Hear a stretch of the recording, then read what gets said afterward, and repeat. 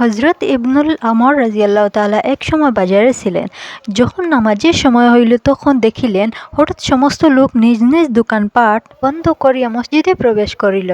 ইহাদের শানেই নাজিল হইয়াছে, রিজালুন লা তুলহিহিম তিজারাতুন ওয়ালা বাইউ আন যিকরিল্লাহ। অর্থাৎ মসজিদে এমন সব লোক সকাল সন্ধ্যায় আল্লাহর পবিত্রতা বর্ণনা করে, যাহাদিগকে আল্লাহর জিকির হইতে বিশেষত নামাজ পড়া ও জাকাত দেওয়া হইতে তাহাদের ব্যবসা বাণিজ্য গাফিল করিতে ও বিরত রাখিতে পারে না।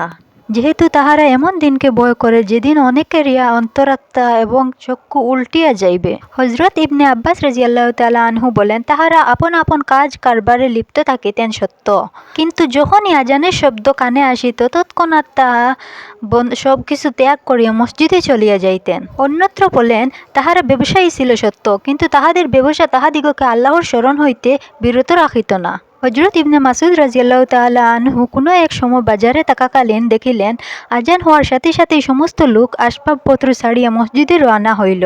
তিনি বললেন, রাজালুন লা তুলহিহিন, ইহাদের শানে এই আয়াত অবতীর্ণ হইয়াছে।